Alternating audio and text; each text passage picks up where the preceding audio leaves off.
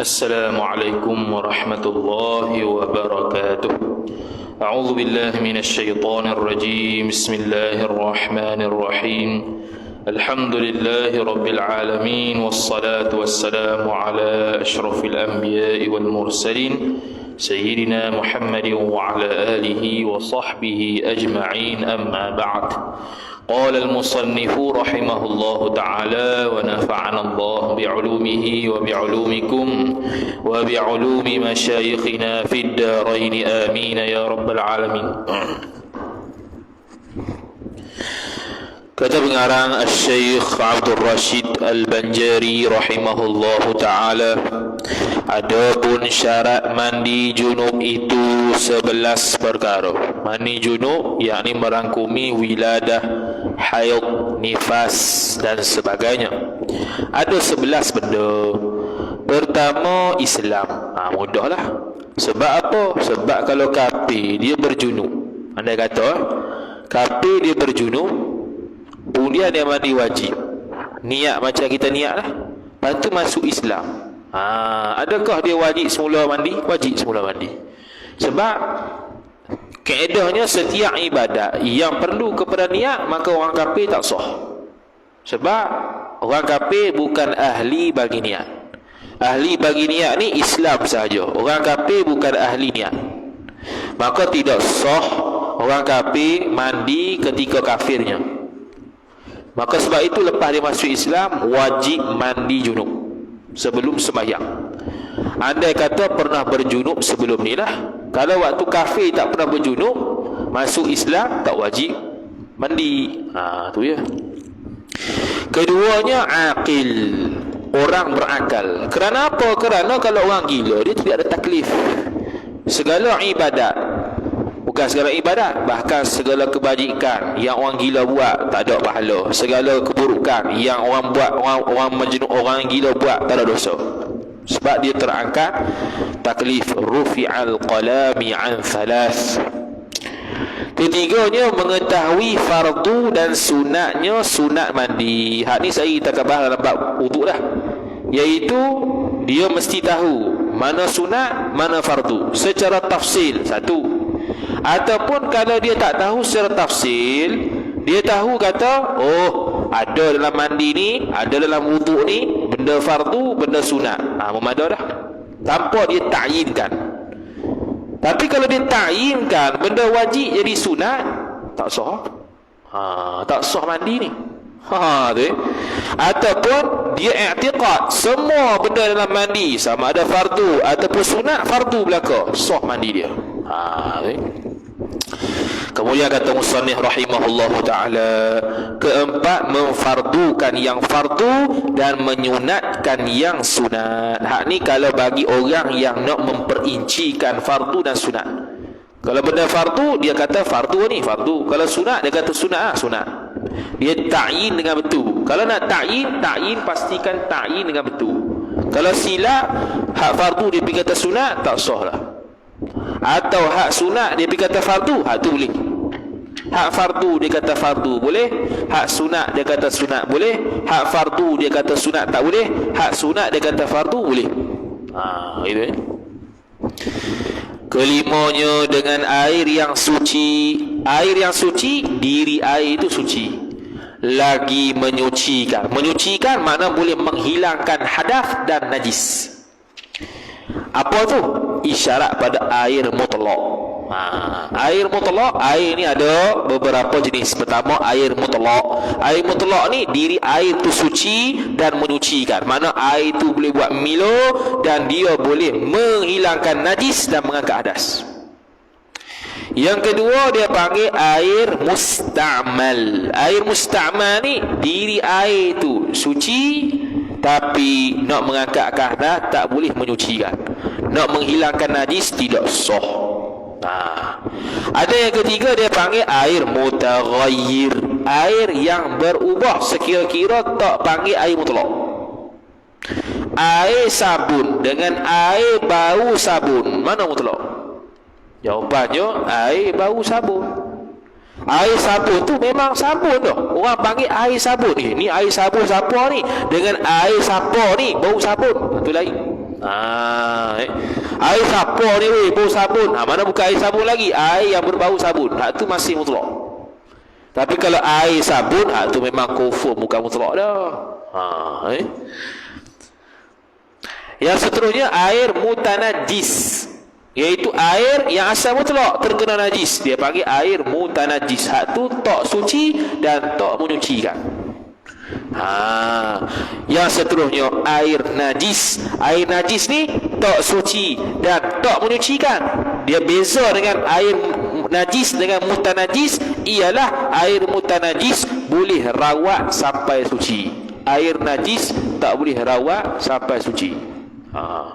Air kumbahan mutanajis, dia rawat jadi pula air mutlak. Boleh tak? Boleh. Bila dia tambah air ataupun dia kurang air yang masih 2 kullah, tiba-tiba hilang bau, hilang rasa, hilang warna, jadi mutlak. Sama juga air musta'mal boleh rawat jadi sampai air yang suci menyucikan. Bila dia campur sehingga 2 kullah. Air musta'mal 1 kullah, air musta'mal 1 kullah, dia campur dua-dua, 2 kullah dan ke atas, boleh suci menyucikan. Tu beza air.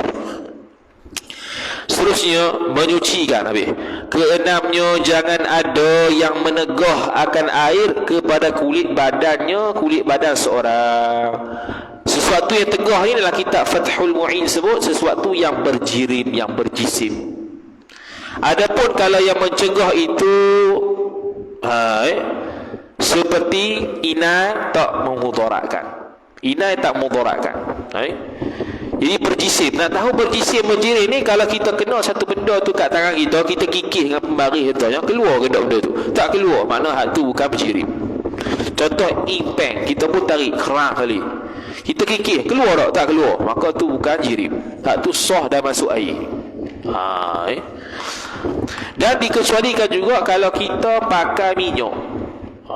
Minyak, kemudian kita pun basuh, pakai minyak kat tangan contohnya, basuhlah tangan, sah ke tak basuh tu? Sah.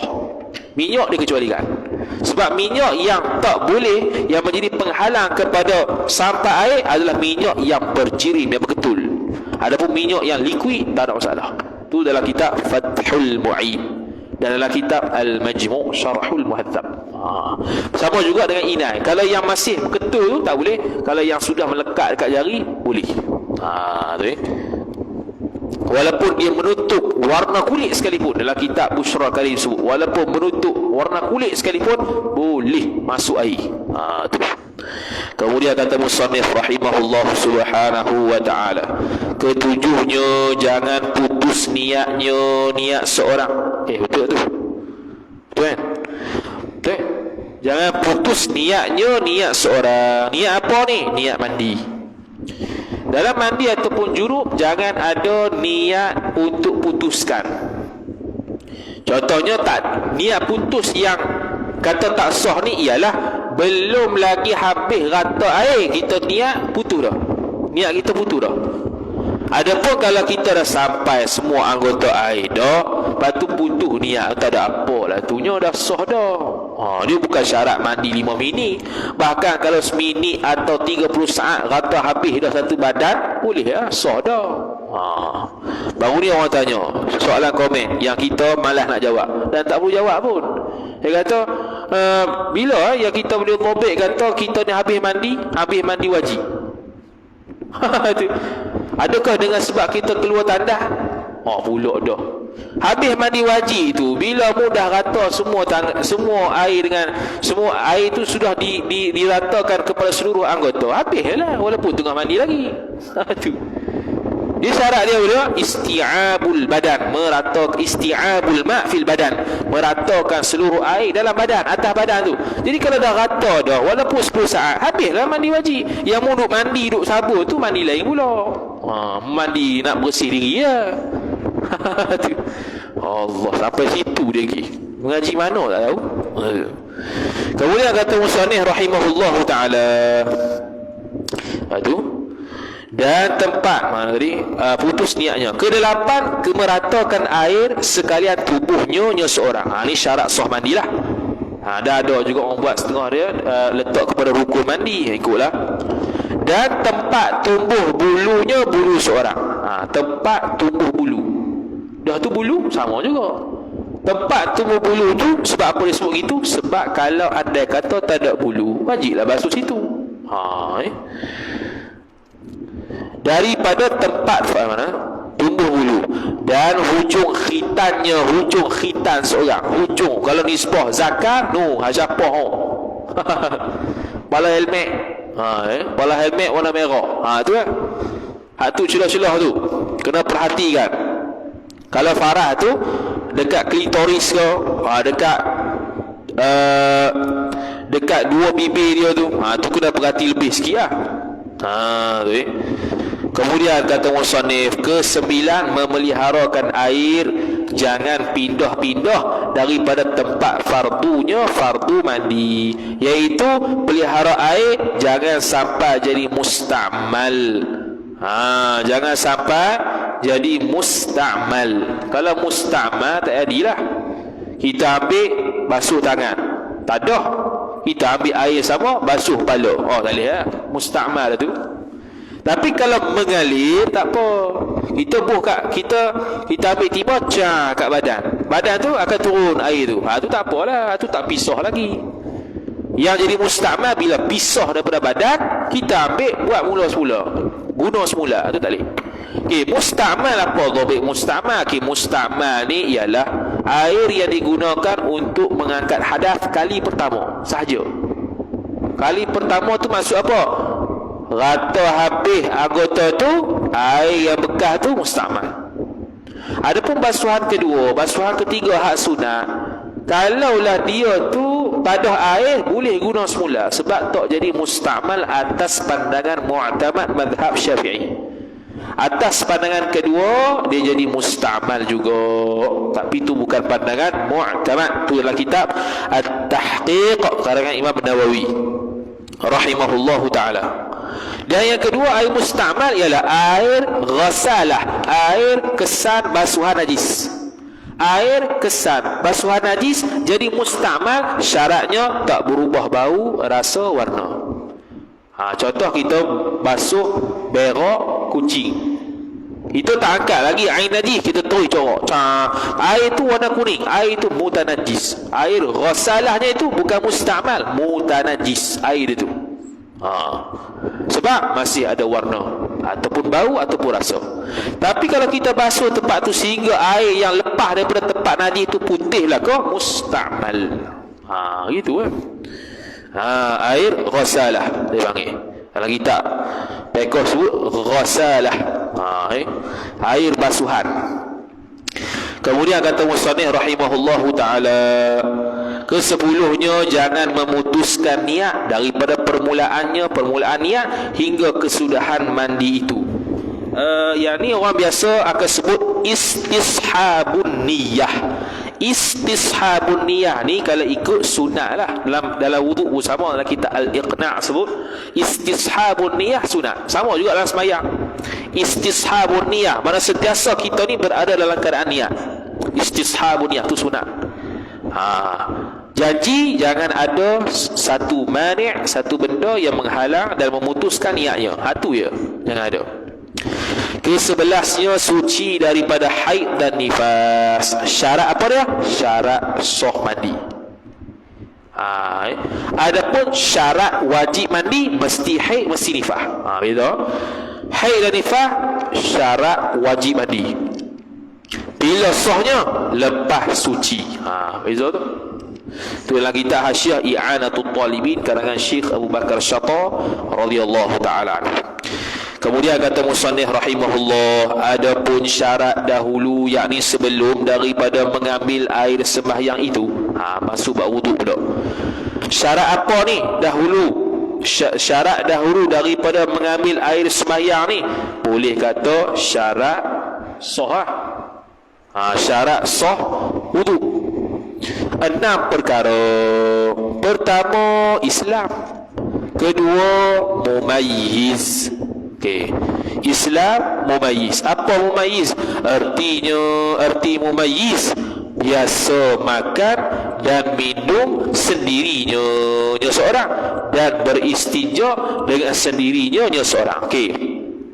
Mumayyiz dalam kitab Fathul Qarib, dalam kitab Hasyiah Al-Bajuri ala Fathul Qarib, maksudnya ialah orang yang berumur 7 tahun dan mampu buat seperti mana dia tu sebut ni, iaitu boleh istinja sendiri, boleh makan minum sendiri. Itu mumayyiz. Mumayyiz ni syarat sah ibadat. Kalau dia tak mumayyiz, dia buat ibadat tidak sah. Kalau dia mumayyiz, dia buat ibadat sah. Kalau dia buat dosa, tak kira dosa. Tu ya. Sebab dia belum balik. Okey, kenapa syarat sah wudu ataupun mandi itu mesti Islam dan mumayyiz? Kerana kedua-duanya itu kerana wudu ataupun mandi itu ibadat. Bila ibadat, mestilah syaratnya Islam untuk sah dan juga mumayyiz. Adapun kafir dengan tidak mumayyiz, dia bukan ahli ibadat. Dia bukan ahli ibadat. Dia bukan ahli ibadat. Jadi kalau dia orang yang bukan mumayyiz tu buat sembahyang, tidak sah. Tidak sah. Tetapi kalaulah kita ni kahwin, bukan kita lah, orang lain kahwin dengan ahli kitab yang sungguh lah, bukan ahli kitab yang pegang yang Taurat tak betul tu, Taurat yang diseleweng tu kan. Ini Taurat Injil yang betul-betul dia pegang tu, kalau tu ada sekarang lah. Lepas tu dia nikah dengan ahli kitab. Ahli kitab tu lepas haid, lepas nifah. Lepas tu kita nak setubuh dia kena mandi. Sah tak mandi dia? Sah mandi dia sebab suami dia Islam. Nisbah orang kafir tu sah. Nisbah orang kafir tadi ahli kitab mandi sebab lepas haid ataupun nifah, sah sebab dia ada kaitan dengan suami dia, nak setubuh dia. Tu. Tapi kalau orang ahli kitab tadi, yang jadi suami isteri tu, dia masuk Islam, wajib tak dia mandi? Wajib mandi semula. Sebab apa? Tadi bukan sah juga. Tadi sah tu sebab suami nak pakai. Nisbah suami nak jimat boleh. Nisbah diri terangkatnya hadas pada orang kafir yang haid tu, tak angkat lagi. Lepas dia masuk Islam, wajib mandi semula. Sebab orang kafir bukan ahli niat, bukan ahli ibadah. Begitu juga bila budak-budak nak tawaf, sah dia bertaharah, sah dia berwudu.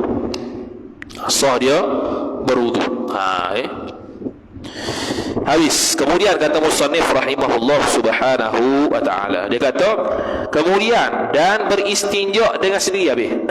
Ketiganya air yang suci menyucikan. Air yang suci menyucikan tu, air yang suci menyucikan tu yakni pada asal. Pada asal lah. Dia ada zon jadi dah. Zon air tu suci menyucikan, sah boleh. Tak sampai tahap yakin pun tak apa. Tu Keempatnya ketiadaan barang yang menegahkan air pada tempat yang dibasuh. Ni tadi lah. Tidak ada perkara-perkara yang menghalang dia daripada air sampai. Contohnya minyak yang berjirim, minyak hak berketu, hak tu tidak menyampaikan air ke anggota badan. Tapi kalau minyak tu cair, tak apa. Ataupun seperti daki-daki di kuku. Daki-daki di kuku ni khilaf ulama. Imam Ghazali berpandangan tidak ada masalah. Selain Imam Ghazali mengatakan kena hilang juga untuk sah wudu tu dan sah mandi. Khilaf itu dalam kitab Al-Majmu' Syarhul Muhadzab. Kemudian kalau ada debu-debu melekat di badan, melekat di anggota wudu, maka dia debu-debu yang menjadi sebab penghalang air sampai kepada anggota itu tidak ada masalah, kerana debu itu bukan menjadi juzuk ataupun bahagian daripada badan dia, bukan. Jadi kalau ada debu lanjut banyak tu, sapu air, sah lah kira.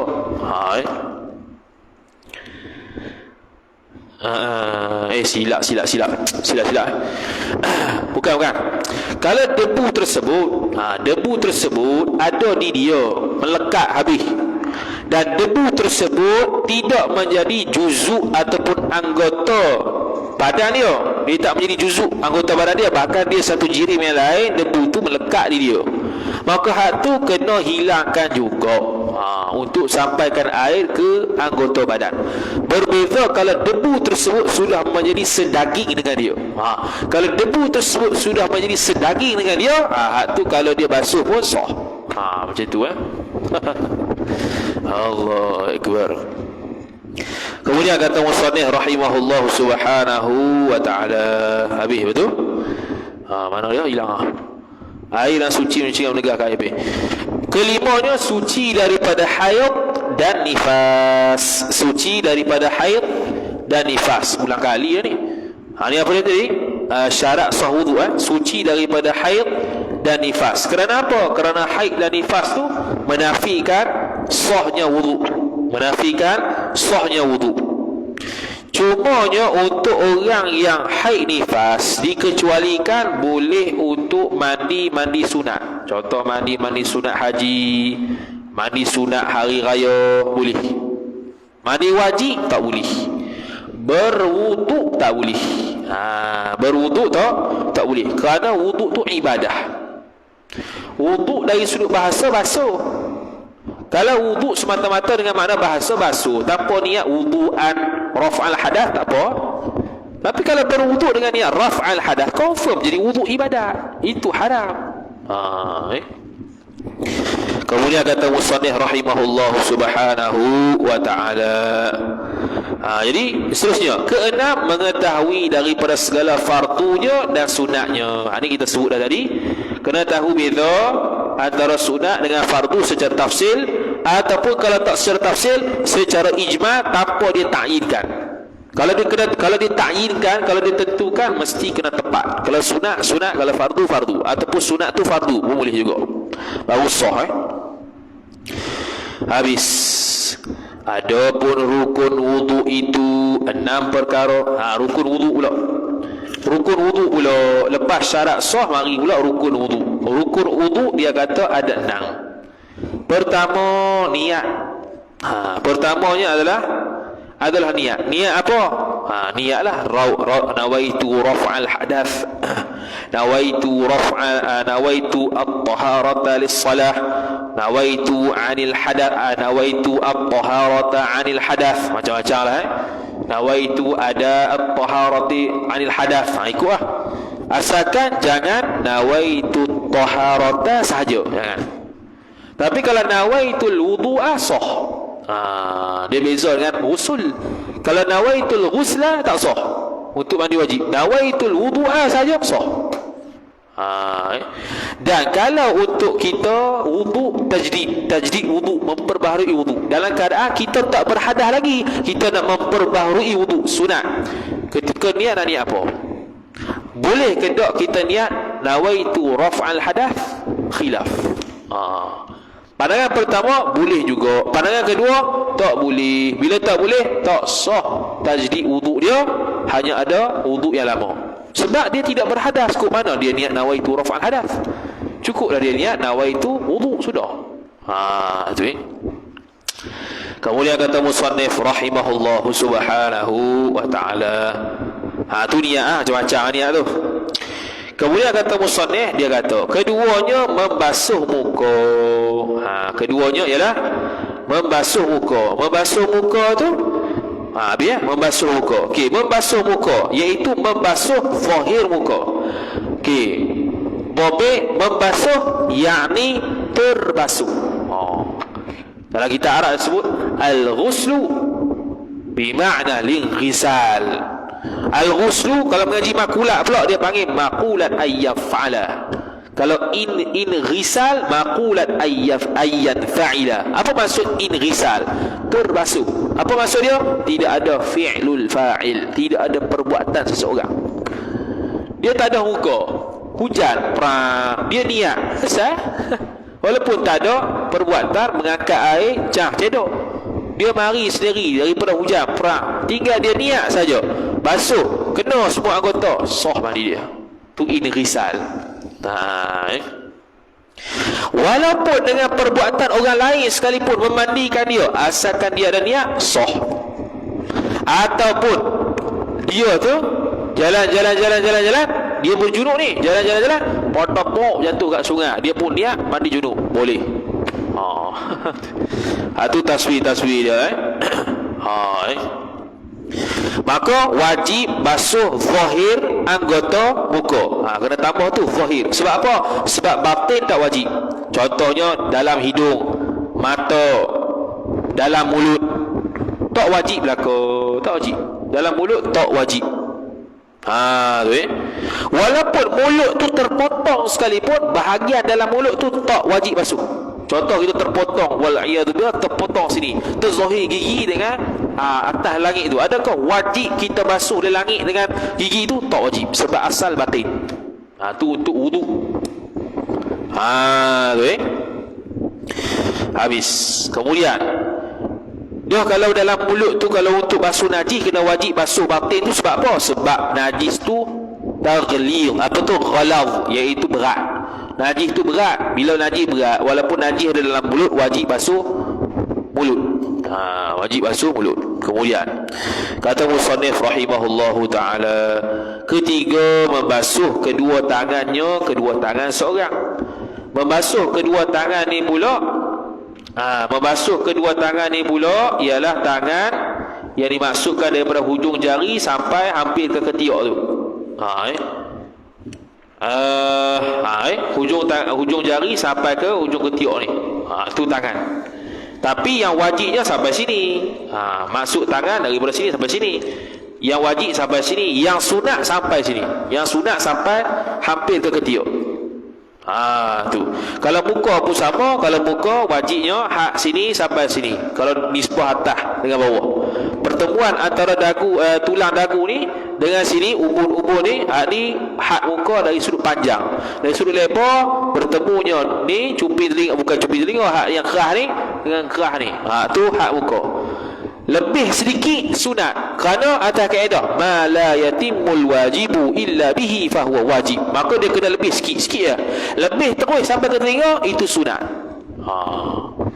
Sebab tu kalau orang sapu telinga tu, kalau orang belajar dan buat suruh, dia ada 12 sapuan. Sapuan telinga akan berlaku sebanyak 12 kali. Sapuan yang pertama ketika mana dia basuh muka, dia lebihkan basuhan muka sehingga ke sapu telinga, kerana meraihkan khilaf adakah telinga itu daripada muka ataupun kepala, ataupun bukan muka bukan kepala. Meraihkan pandangan telinga itu sebagai pada muka, maka dia pun sapu muka sekali dengan telinga. 3, dibuat 3 kali. Lepas tu bila dia basuh kepala pula, dia sapu kepala sampai lepas sapu kepala, terus mari sini, basuh sapu telinga. Hak tu meraih ke pendapat yang mengatakan telinga sebahagian daripada kepala. Dia buat 3 kali, 6 dah. Kemudian bila sampai sapuan telinga, dia pun buat 3 kali. Atas pendapat yang mengatakan telinga ni bukan muka, bukannya kepala. Kemudian 9 dah. Yang 3 lagi, lepas dia sapu begitu, dia pun ambil celup tangan 3 kali, 12 semuanya.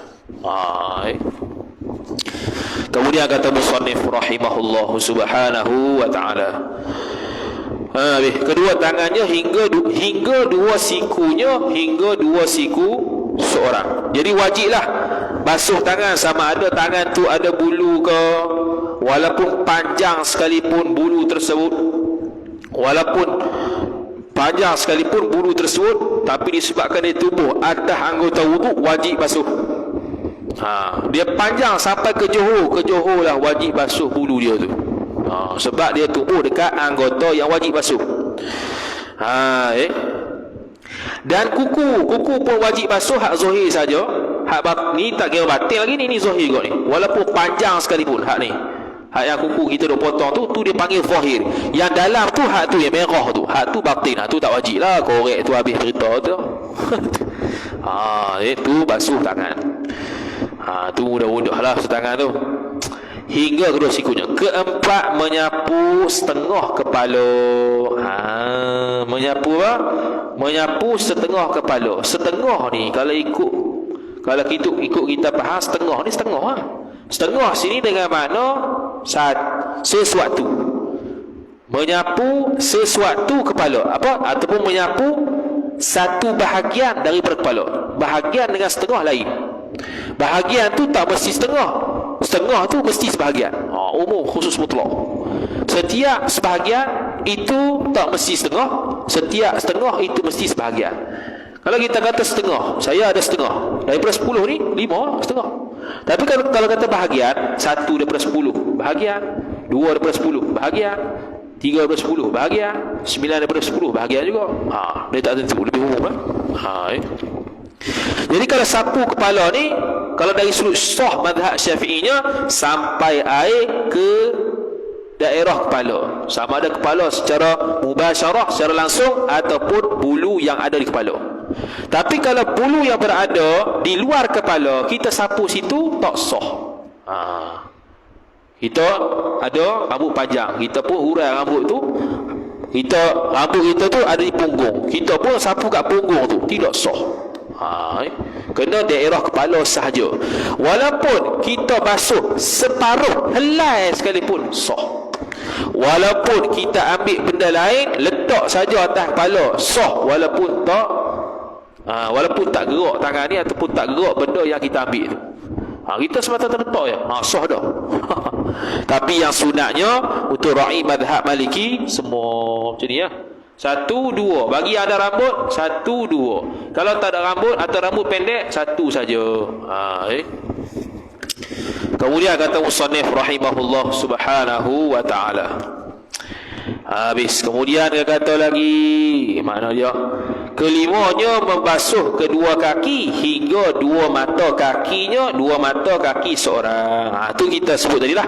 Kalau mata kaki iaitu buku lali itu ada di paha, adakah wajib basuh sampai paha ataupun tidak? Khilaf.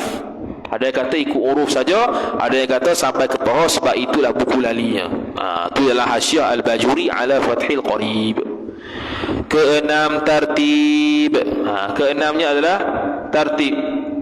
Kerana apa? Kerana Nabi sallallahu alaihi wasallam tidak berwuduk melainkan secara tertib yang disebutkan tadi. Dan kadang-kadang tertib itu secara takdir saja. Contoh kita tenggelam dalam kolam, kita pun niat wuduk. Tak wajib duduk lama. Terus keluar dah wuduk akhir.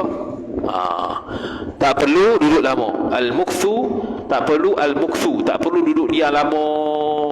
Lepas tu baru keluar dah. Masuk ya, semata-mata masuk air seluruh anggota, dia niat wuduk, keluar semula, habis lezat. Tu wuduk dia panggil tartib takdiri. Tapi kalau seorang itu dia tu tak ikut tertib, contohnya dia suruh orang ambil wuduk serentak, basuh muka, basuh tangan, sapu kepala, basuh kaki serentak, yang hanya sah basuh muka ya. Sebab tak ada tertib. Arti tertib mendahulukan yang dahulu dan mengemudiankan yang kemudian. Kerana Nabi sallallahu alaihi wasallam kata, ibda'u bima bada Allahu bihi.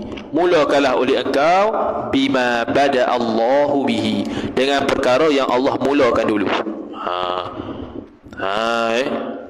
Faghsilu wujuhakum wa aydiyakum ilal marafiq. Famsahu bi ru'usikum wa arjulikum ilal ka'bain. Tu ibda'u ma bada Allahu bihi.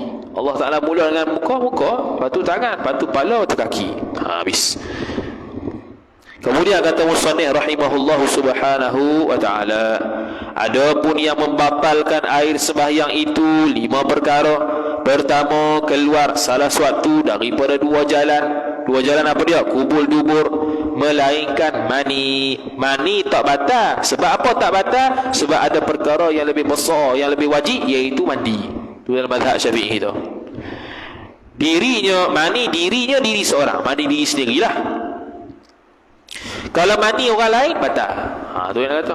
Kalau mani orang lain macam suami tadi, dia bersetubuh dengan suami tapi dia tak berasa sedap, dia tak keluar air mani, suami dia seorang je. Lepas tu dia pun lepas mandi wajib keluar semula air mani, batal wuduk saja. Sebab air mani orang lain.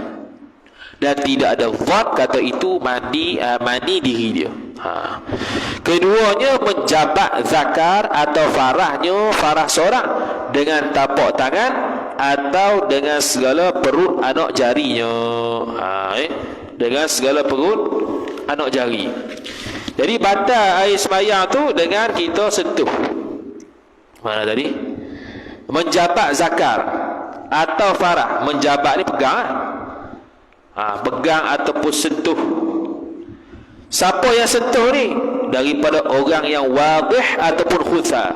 Wadih ni jelas jantinanya, laki perempuan ataupun khutha. Dia pergi pegang satu bahagian daripada farah ataupun zakat, lelaki ataupun perempuan yang wadih juga. Dan sebahagian daripada zakat tu kulfah, kulub. Dia pegang kulub, batal juga. Dia pegang kulub, batal juga. Begitu juga dia pegang, dia sentuh dubur. Dubur tu sentuh kat mana? Kat belah bulat tu. Hak bulat tu dia pergi sentuh, batal. Sama ada yang dia sentuh tu orang yang masih hidup, dia pegang zakat kawan dia, tak ada kerja, batal. Yang batal tu hanyalah al-masu ghairul malbus. Ni kalau laki sama laki lah. Tu kalau laki sama laki, kalau laki sama perempuan tu memang batal. Laki sama perempuan tu dia masuk dalam bab al-lamsu, bukan al-masu. Sekarang ni kita bahas al-masu, sentuh zakar. Bukan al-lamsu, sentuh antara dua jantina, tu lain. Jadi sama ada hidup ke ataupun mati ke, ataupun zakat tu masih budak kecil punya ke, orang dewasa, orang tua ke, lelaki ke, perempuan ke, diri dia sendiri ke, orang lain ke, ataupun kebah sekalipun, kebah tangan dia tu pegang juga zakat, batal juga. Kebah tangan. Pegang kebah tangan. Jadi dia kata kemudian, ini kena beza al-masu dengan al-lamsu. Al-lamsu berkaitan dengan dua jantina yang berbeza. Al-masu sentuh zakar dengan farah secara khusus. Al-lamsu sentuh selain pada farah dan zakar. Sebenarnya secara umum lah, sama ada zakar dengan farah itu sendiri ataupun selain zakar dengan farah. Al-lamsu. Jadi al-lamsu membabitkan dua jantina. Kemudian kata musannif rahimahullah subhanahu wa ta'ala, ketiganya bersentuh. Jadi dia kata bersentuh ke tapak tangan atau segala perut anak jari. Perut anak jari hak ni ya. Ni perut anak jari, ni perut tapak tangan. Adapun hujung ni tak ada masalah. Celah-celah ni tak ada masalah. Jadi kalau dia pegang zakar dia begitu, tak ada masalah. Dia kecil. Dia kalau pegang gini batal. Ataupun pegang gini kau dia garu, boleh. Dia tak bolehnya batin. Ni zahir tapak tangan, hak ni batin tapak tangan. Kemudian kata musannif rahimahullahu ta'ala, ketiga bersentuh kulit laki-laki dengan kulit perempuan. Hak ni baru al-lamsu. Perempuan mana? Perempuan yang helak. Helak ni ajnabi. Kedua laki dan perempuan dengan tiada berlapis. Dalam keadaan apa? Dalam keadaan tak berlapis. Itu al-lamsu. Lelaki yakni lelaki yang wadih, perempuan yakni perempuan yang wadih. Yang mana lelaki dan perempuan ni mencapai umur, pada tabiatnya sudah ada syahwat walaupun belum balik. Pada tabiatnya sudah ada sifat malu dengan sama jantina. Tu lah, pegang sama tu batal. Walaupun budak kecil tetapi dia belum balik, tetapi dia ada syahwat. Dia ada kecenderungan syahwat pada tabiat. Pada tabiat ni maksudnya pada secara adat, bukan yang luar biasa. Kalau luar biasa umur 2 tahun pun dah sting dah, tu lain biasa tu. Umur 2 tahun sting dah. Tengok umur 2 tahun sting dah, ataupun umur 2 tahun tu tengok orang perempuan sting dah. Tu jeng tu tak kira tu. Tu bukan tabiat yang salamah, bukan tabiat yang sejahtera. Kemudian kata musannif rahimahullah subhanahu wa ta'ala, dia ada banyak lagi lah. Okey, sebut jugalah. Kalau sentuh jin, batal ke tak puasa? Batal puasa. Batal ke tak wudu? Khilaf ulama. Khilaf ke mana? Khilaf dari sudut boleh ke tak nikah dengan jin. Khilaf nikah dengan jin, khilaf. Nikah dengan jin, khilaf. Ada kata boleh, ada kata tak boleh. Kalau yang kata boleh, maka sentuh jin betina batal. Kalau yang kata tak boleh, sentuh jin betina tak batal. Gitu ya. Kemudian kata musannif rahimahullah subhanahu wa ta'ala. Kemudian kata musannif rahimahullah subhanahu wa ta'ala. Jadi kalau dia tu bersentuh, dia tak tahu dia bersentuh. Dia tak tahu dia bersentuh antara lelaki dan perempuan. Tiba-tiba ada orang khabar kata, tadi pun sentuh kan dia. Batal.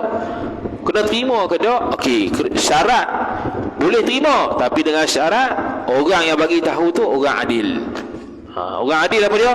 Orang yang tak buat dosa besar, tak buat berterusan dosa kecil, tidak buat perkara-perkara yang menjatuhkan maruah, tidak dia tu lelaki, dia tu merdeka, dia itu ada penglihatan, ada pendengaran. Tu adil. Dia kena percayalah. Itu menurut Syekh Ibn Hajar Al-Haytami rahimahullahu taala. Kemudian keempatnya, hilang akal sebab mabuk, penyakit. Sebab mabuk. Sebab mabuk, penyakit, yakni dengan sebab mabuk ataupun penyakit diperbuat, yang dibuat dengan sengaja. Yang dibuat dengan sengaja, tapi tak qaid ni buat dengan sengaja ataupun tidak. Dia sebenarnya gini, sebutan itu tak ada qaid. Yang tadi kita kata tak ada murak tu, dia sebenarnya bahasa dia tak ada qaid. Bukannya tak ada murak. Maknanya kalau 40 tahun, 60 tahun, bukan tak ada murak, tak ada qaid. Mana tak qaid 40 tahun, 40 hari, 60 hari itu nifas. Bahkan selafzah pun sudah nifas. Qaid, dia punya bahasa tu qaid, bukan murak. Jadi dia mabuk, hilang akal atau gila, hilang akal, batal. Sehingga kan Syekh Nawawi Al-Bantani rahimahullah sebut dalam kitab Kasyifatus Saja ala Safinatin Najah, siapa yang berzikir sehingga fana fillah, dia tu batal. Batal wuduk dia sebab hilang akal dia. Hilang akal kerana fana.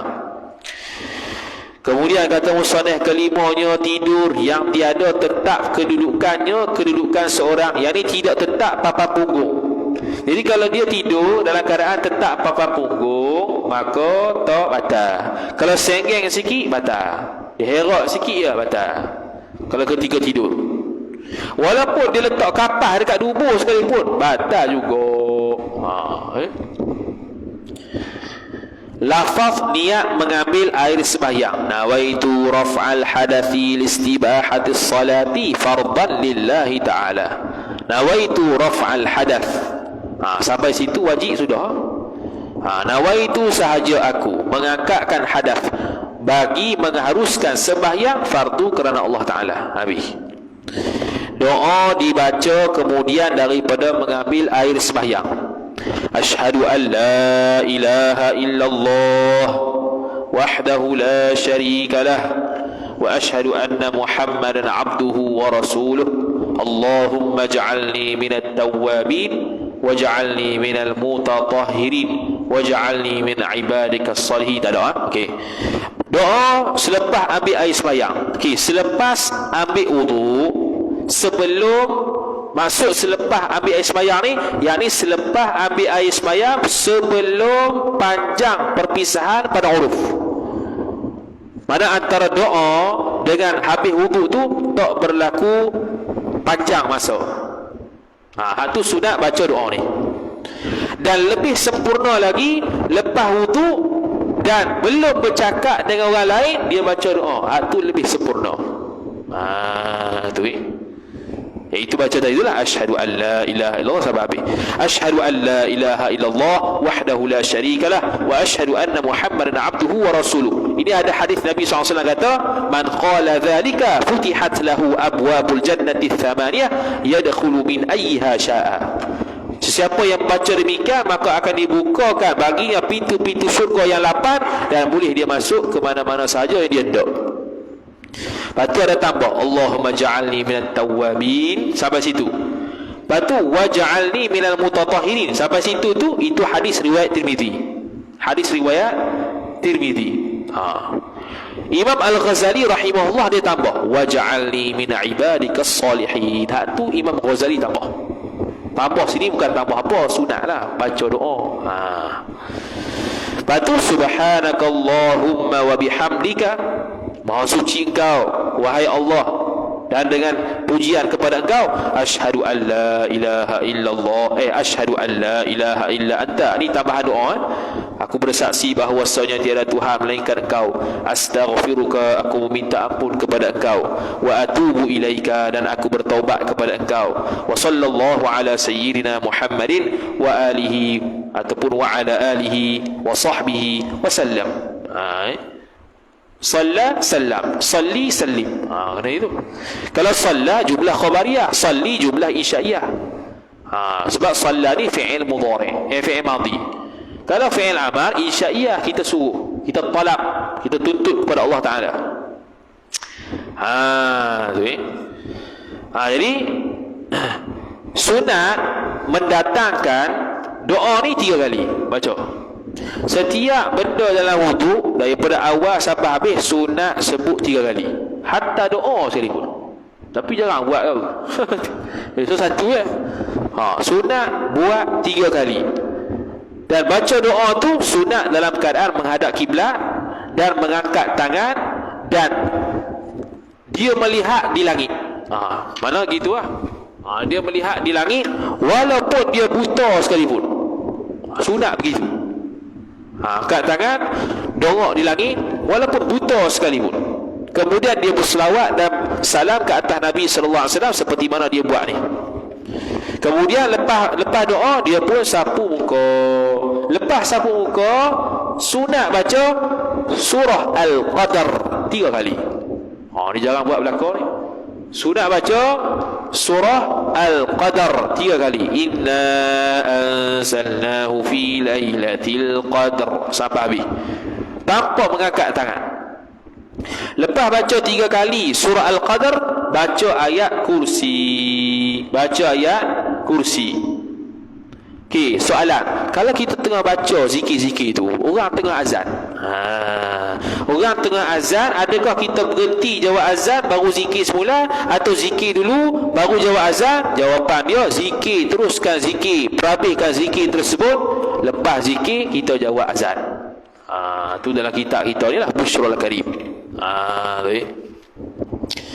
Kemudian kata musannif rahimahullahu subhanahu wa ta'ala, ini lafaz bang.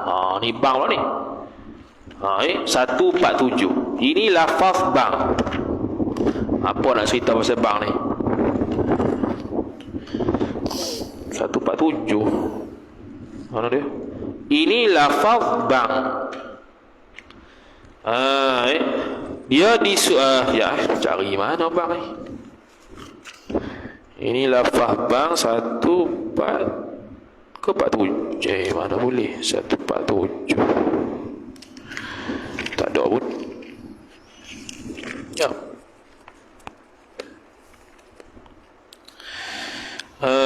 Azan wal iqamah 147, 148. Tu pun. Okey, azan. Azan ni adalah khususiat umat kita Nabi sallallahu alaihi wasallam. Azan dan iqamah, dua-dua tu khususiat umat kita Nabi sallallahu alaihi wasallam.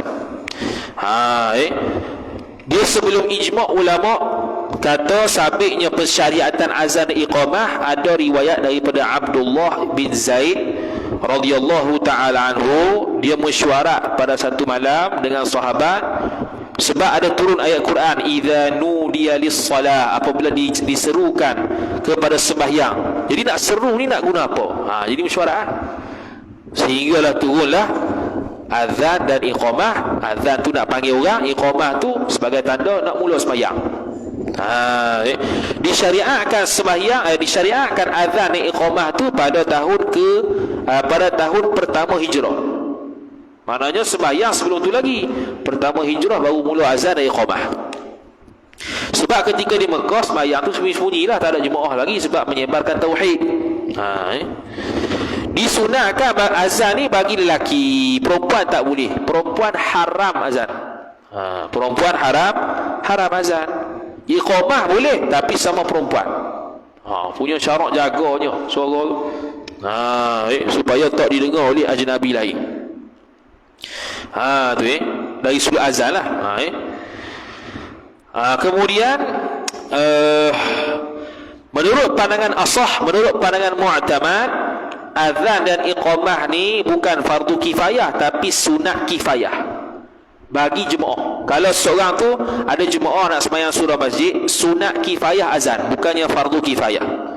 Seperti mana kalau kita makan ramai-ramai, sunat seorang yang baca doa, boleh dah. Seorang yang baca bismillah, boleh dah. Ataupun kita bersetubuh suami isteri, salah seorang baca bismillah, memada dah. Tu sunat kifayah. Tapi kalau kita ni duduk sendiri-sendiri, Bila kita ni duduk sendiri-sendiri bukan dengan jemaah, maka jadi sunat ain. Dia akan jadi apa? Sunat ain. Diri dia tu sunat. Dia seorang tu buat sunat. Sunat azan, sunat iqamah lah. Kalau untuk diri sendiri ni tak ada azan. Untuk iqamah sunat juga diri sendiri. Tu tu.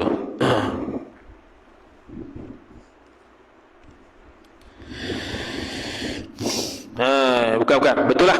Azan dan iqamah tu kalau dia sendiri sunat ain. Azan dan iqamah tu kalau dia sendiri, dia tak ada orang lain, sunat ain. Azan dan iqamah sebelum sembahyang. Tapi kalau ada orang lain, sunat kifayah. Sunat kifayah. Tapi jarang kita buat lah kalau sembahyang sendiri ni azan iqamah ni. Tu dia kata dalam kitab, wal asahhu annahuma sunnatu kifayatin lil jamaah wa sunnatu ainin limunfaridin. Seperti mana seorang-seorang kalau dia makan, dia seorang lah sunat bismillah, bukannya orang lain, bukannya orang penjual tu. Kalau dia tu seorang-seorang masuk keluar tandas, contohnya keluar tandas, dia seorang lah bismillah, tu sunat ain, sunat yang tertakluk pada orang tertentu saja, bukan dengan orang ramai. Lafaz ini lafaz bang azan lah. Allahu akbar, Allahu akbar. Ulang 2 kali. Asyhadu an la ilaha illallah, ulang 2 kali. Asyhadu anna Muhammadar Rasulullah. Jadi Allahu akbar, Allahu akbar. Boleh baca Allahu akbar, Allahu akbar. Boleh baca dengan nasab akbar tu. Kemudian yang kedua tu akbaru, yang kedua tu akbar mati. Boleh juga Allahu akbar, Allahu akbar dengan dhammah boleh juga. Ataupun matilah ke Allahu akbar, Allahu akbar, bolehlah ke. Asyhadu an la ilaha illallah 2 kali. Asyhadu anna Muhammadar Rasulullah 2 kali. Hayya 'alas salah 2 kali. Hayya 'alal falah 2 kali. Allahu akbar, Allahu akbar, la ilaha illallah. Ini doa dibaca kemudian daripada bang. Allahumma rabbi hadhihi ad-da'wah, Allahumma rabba Allahumma rabba hadhihi ad-da'wati at-tammah was-salatil qa'imah ati sayyidina Muhammadin, ada tambah nun kecil, Muhammadinil wasilata wal fadilah wasyarafa wad darajatal 'aliyatar rafi'ah وابعثه المقام المحمود الذي وعدته إنك لا تخلف الميعاد.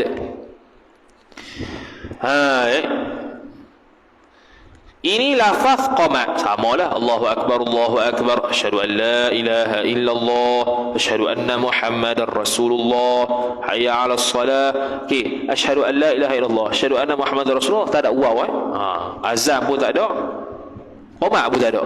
Syahadah ada, syahadah dengan tasyahud ada. Tu kena ataf. Tu hayya 'alas salah, hayya 'alal falah, qad qamatis salatu, qad qamatis salah, Allahu akbar, Allahu akbar, la ilaha illallah. Selesai. Kemudian lafaz niat sembahyang fardu zuhur, masuk pula sembahyang, memang nak zuhur dah ni.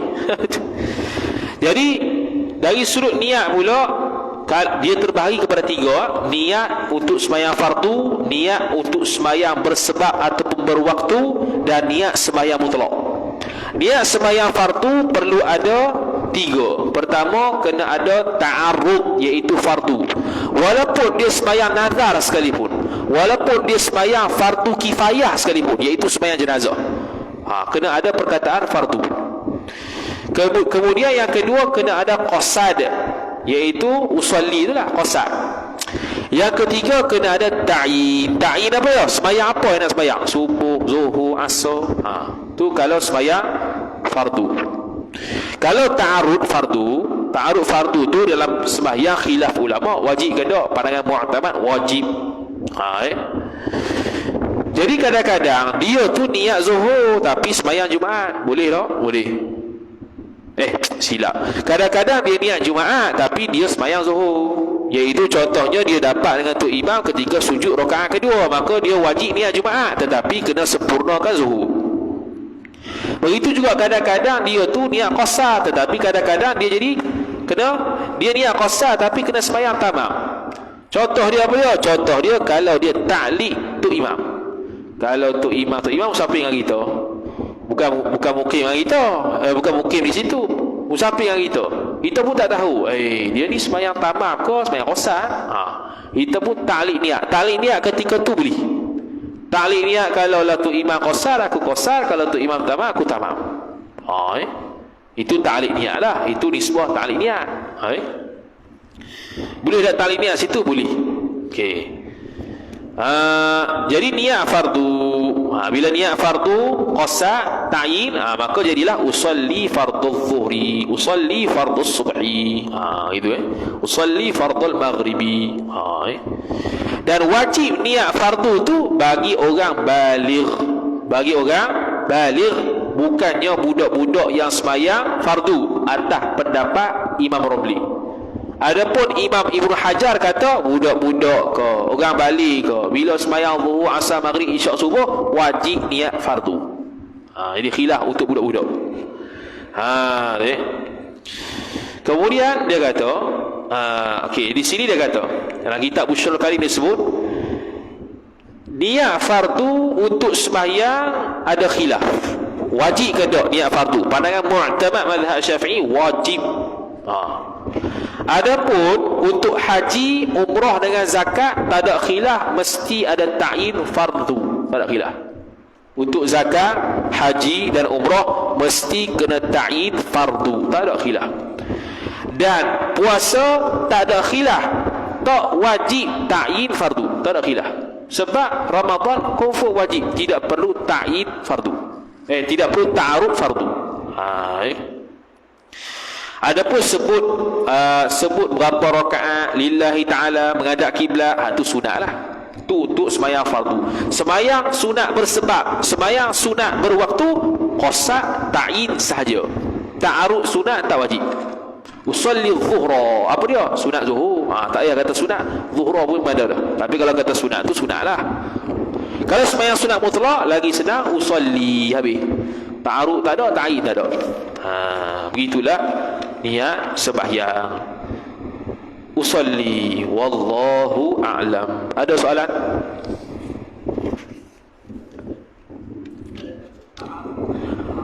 Ta'arrud, ta'in radat. Ta'arrud iaitu fardiyah ataupun sunnah.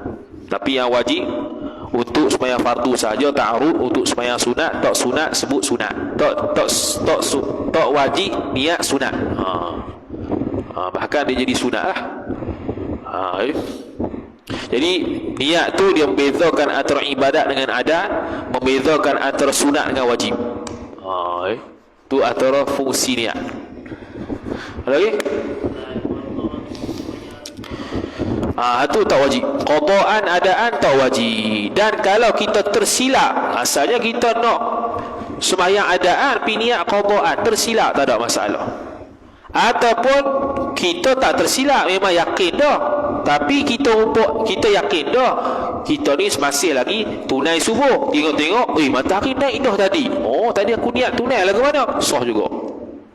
Yang tak bolehnya kalau dia yakin dah hak ni perlu qada, dia pi niat tunai dengan makna selain qada.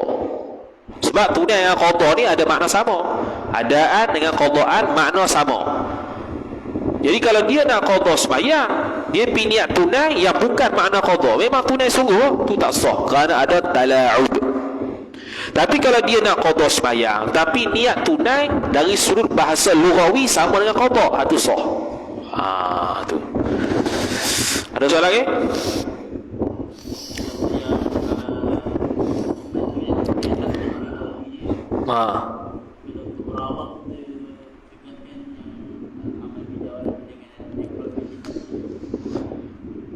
Yang mana tu? Nak terang ke orang? Ya, iman ni memang pandangan mu'tamad ialah tasdik fil qalbi saja. Kalau iqrar bil lisan dengan amal bil jawarih itu kesempurnaan iman. Jadi sebab dengan takrif pendapat mu'tamad kata tasdik itu menjadikan dia tu beriman sebab nak keluarkan orang munafik dengan orang yang fasik. Nisbah orang munafik i'tiqad, dia tidak tasdik tetapi dia ucap syahadah. Nak keluar tu. Lagi pula kalau dia tu ucap syahadah dan dia tasdik fil qalbi tapi tidak amal bil jawarih, tu jadi fasik, kesempurnaan iman dia kurang. Tu beza antara iman dengan kesempurnaan iman. Iman pula terbelah dua, iman di sisi manusia dan Allah Ta'ala, iman di sisi manusia saja, iman di sisi Allah saja. Tiga. Sebab tu takrif penting. Jadi pandangan muktamad tiga tu lah. Pandangan muktamad at-tasdiq fil qalbi yang menatijahkan tiga puak pula. Iman pada Allah saja, iman di sisi manusia saja, iman di sisi manusia dan Allah. Kita ni iman di sisi manusia dan Allah. Jadi Islam kita ni bil itba', bil muttaba', dengan ikut mokpok kita sekarang kita pun Islam walaupun kita tak pernah ucap syahadah selain daripada sembahyang. Soalan ni? Saya kita mula jam 2 petang insya-Allah taala. Pergi makan dulu apa ni? Soalan ni? ترى والله تعالى أعلم. أعوذ بالله من الشيطان الرجيم. بسم الله الرحمن الرحيم. الحمد لله رب العالمين والصلاة والسلام على أشرف الأنبياء والمرسلين سيدنا محمد وعلى آله وصحبه أجمعين. اللهم زدنا علما وارزقنا فهما. اللهم زدنا علما وارزقنا فهما. اللهم زدنا علما وارزقنا فهما. وصلى الله على سيدنا محمد وعلى آله وصحبه وبارك وسلم. والحمد لله رب العالمين. والسلام عليكم ورحمة الله وبركاته.